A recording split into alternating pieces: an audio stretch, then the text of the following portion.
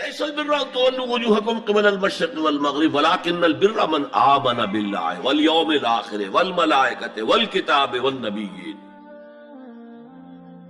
میں بھی ایک زمانے میں اس پر کچھ متردد سا ہوتا تھا، کچھ سوچتا تھا یہ نیکی کا تعلق تو ہم عمل سے سمجھتے ہیں، یہاں ایمان کی بحث کی کیا ضرورت ہے؟ ایمان تو ایک باطنی حقیقت ہے، نیکی جو ہے وہ ایک ظاہری خارجی حقیقت ہے. لیکن پھر سمجھ میں آیا کہ اصل نیکی وہ نیت ہے جس کے ساتھ وہ کام کیا جا رہا ہے. اگر خیرات بانٹی جا رہی ہے، جھگیوں میں جا کر نہلے کچیلے بچوں کو گود میں لے کر اپنی سفید عسکروں کو بھی خراب کیا جا رہا ہے، اور معلوم ہے کہ یہ اس لیے کر رہا ہے کہ آئندہ الیکشن میں کھڑا ہونا ہے، تو کوئی ہے جو کہے گا کہ یہ نیکی ہو رہی ہے؟ کام تو بظاہر بڑی نیکی کا کام ہے. نیکی کے لیے شرط اول اللہ پر ایمان ہے. اس کی موٹیویشن لو آف گاڈ، جس کے سوا اگر کوئی اور موٹیو ہے، اگر دنیا میں شہرت چاہیے، اگر اس نیکی کے ذریعے سے بھی مال کمانے کا معاملہ ہے، دھندا ہے، نیکی کے پردے میں دھندا ہو رہا ہے، وہ نیکی نہیں ہے، چاہے ظاہری اعتبار سے وہ بہت بڑی نیکی ہو. تو سب سے پہلا مسئلہ نیت کا ہے، نیت کا ہے، نیت کا ہے. کس ارادے کے تحت یہ نیکی کی جا رہی ہے، کیا مقصود ہے، کیا مطلوب ہے. چنانچہ نوٹ کیجئے، اکثر محدثین نے اپنے جو مجموعے مرتب کیے احادیث کے، ان میں پہلی آیت کون سی، پہلی حدیث کون سی لاتے ہیں؟ حضرت عمر رضی اللہ تعالیٰ عنہ سے روایت ہے، انما الاعمال بالنیات. نیکیوں کا، نیک اعمال کا دار و مدار نیتوں پر ہے. وَإِنَّمَا لِكُلِّ امْرِئٍ مَّا نَوَىٰ، ہر شخص کو وہی کچھ ملا گا جس کی اس نے نیت کی ہوگی. فَمَنْ كَانَتْ هِجْرَتُهُ إِلَى اللَّهِ وَرَسُولِهِ فَهِجْرَتُهُ إِلَى اللَّهِ وَرَسُولِهِ. جو کوئی ہجرت کر رہا ہے، مکے میں گھر بار چھوڑ کر جا رہا ہے، اپنے وطن کو ترک کر کے جا رہا ہے مدینے کی طرف، صرف اللہ اور رسول کے لیے، اس کی ہجرت اللہ اور اس کے رسول کے لیے. وَمَنْ كَانَتْ هِجْرَتُهُ لِلدُّنْيَا يُصِيبُهَا، اور اگر اس شخص کی ہجرت دنیا کے لیے ہے کہ اس کو حاصل کر لے. مثلا میں دیتا ہوں مثال، ایک مسلمان تھا، اس کا کوئی کاروبار تھا، اس کے خریدار مسلمان ہی تھے، وہ جا رہے ہیں، اب کیا کرے گا؟ مشرکوں نے سو تو اس کا سامان نہیں لینا، اب وہ بھی چلے جا رہے ہیں. یہ اللہ کو معلوم ہے کہ اس کے ہجرت کا اصل سبب کیا ہے، ہم نہیں طے کر سکتے. لیکن اللہ کے ہاں جو کھاتا کھلا ہوا ہے، اس کی یہ ہجرت جو ہے اللہ اور اس کے رسول کے لیے شمار نہیں ہوگی. وَمَنْ كَانَتْ هِجْرَتُهُ لِدُنْيَا يُصِيبُهَا أَوِ امْرَأَةٍ يَنكِحُهَا، یا کسی عورت کے لیے ہو کہ اس سے نکاح کرے. کسی خاتون سے وہ شادی کا خواہشمند تھا، وہ خاتون ہجرت کر کے مدینے چلی گئیں، اب یہ بھی باندھے کچے دھاگے سے بندھے ہوئے چلے جا رہے ہیں، تو یہ تو در حقیقت اس عورت کے کھاتے میں ہجرت جائے گی، اللہ اور اس کے رسول کی ہجرت میں نہیں. تو اصل شے یہ ہے، نیکی کا وہ کام جس کا ظاہر بھی نیکی کا ہو اور باطن بھی ہو، کہ موٹیویشن صرف اللہ کی رضا ہو، اللہ کی محبت اور اللہ کی رضا کا حصول. یہ ہے پازیٹو موٹیو. ایک نیگیٹو سائیڈ بھی ہے.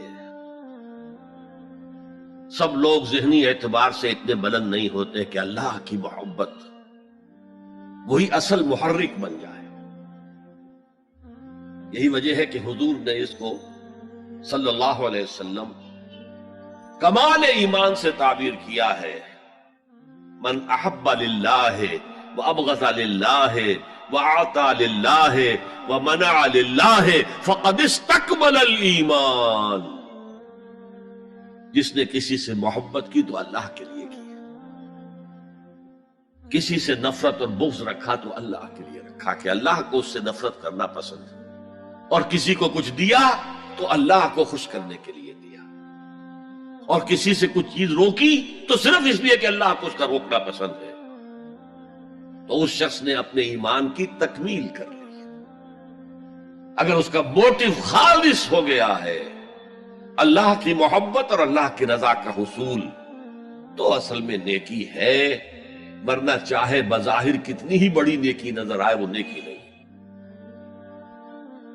لیکن جو لوگ اس حد تک نہ پہنچ پائے ہوں، استکمال ایمان تک، تکمیل ایمان تک، تو ان کے لیے ایک اور موٹو بھی ہے، والیوم الآخر، قیامت کا دن، جزا و سزا کا یقین، اللہ کا خوف، آخرت کے محاسبے کا خوف۔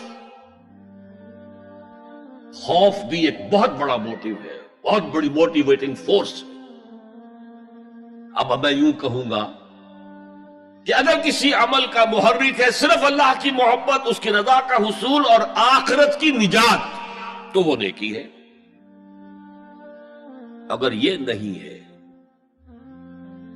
کوئی وطن پرست ہے، وطن کی محبت کی وجہ سے کوئی نیک کام کر رہا ہے، اس کا وہ کام وطن پرستی کے کھاتے میں جائے گا، خدا پرستی کے کھاتے میں نہیں جائے گا۔ کوئی قوم پرست ہے، اپنے قوم کی محبت میں کچھ کر رہا ہے، تو اس کا وہ نیک کام قوم پرستی کے کھاتے میں جمع ہوگا، خدا کی پرستش کے لیے دے۔ یہ ہے موٹو کا فرق، اور یہ ہے موٹو کی اہمیت، اور اس کا تعلق ہے ایمان باللہ اور ایمان بالآخرہ سے۔ ایک حدیث میں حضور نے فرمایا کہ قیامت کے دن سب سے پہلے 3 اشخاص کا معاملہ پیش ہوگا۔ ایک وہ تھا کہ جو اللہ کی راہ میں جنگ کرتا ہوا مارا گیا تھا، دنیا میں شہید سمجھا جا رہا تھا۔ ایک وہ تھا جسے اللہ نے علم بہت دیا تھا، اور اس نے علم کو پھیلایا، خوب پھیلایا۔ اور ایک وہ جس کے پاس جس کو اللہ نے بہت دولت دی تھی، اور اس نے دولت جو ہے نیکی کے کاموں میں، بھلائی کے کاموں میں، غرباء، یتامیٰ، مساکین کے لیے خرچ کیا۔ اب اللہ پوچھے گا ان شہید صاحب سے کہ دیکھو میں نے تمہیں صحت دی تھی، جسمانی قوت دی تھی، تم نے کیا کیا؟ وہ کہے گا اے اللہ میں نے تیرے لیے قتال کیا اور اپنی جان دے دی۔ اللہ فرمائے گا کذبتا، تو نے جھوٹ بولا، انک قد قاتلت لأن یقال جریء، تو نے تو یہ جنگ میں حصہ لیا تھا اس لیے کہ تیری شجاعت کا ڈنکا بج جائے، تیری جرأت کی شہرت ہو جائے۔ وقد قیل، وہ کہا جا چکا، اب یہاں تمہارے لیے کچھ نہیں ہے۔ اور فرشتوں کو حکم ہوگا اور اوندے منہ گھسیٹتے ہوئے اس کو جہنم میں ڈال دیں۔ یہی حشر ہوگا اس عالم کا، تو نے وہ نیکی کا کام کیا تھا، لأن یقال عالم، کہا جا چکا دنیا میں، ڈنکا بج چکا تمہاری شہرت کا۔ اب اس میں نوٹ کیجئے، اگر کسی عالم کے علم کا ڈنکا بج جائے، اس کی اپنی نیت وہ نہیں تھی تو اس کے اندر کوئی خرابی نہیں ہے۔ یہاں معاملہ نیت کا ہے۔ اگر نیت یہ ہو کہ میرے علم کی شہرت ہو جائے، میرے ہاتھ چومے جائیں، مجھے نذرانے پیش کیے جائیں، تو پھر وہی حشر اس کا ہوگا کہ اوندھے منہ گھسیٹ کر جہنم میں ڈال دیا جائے۔ یہی حشر اس سخی کا ہوگا جس نے سخاوت کی تھی، جس کی سخاوت کے ڈنکے بج گئے تھے، اس کا بھی یہی حشر ہوگا۔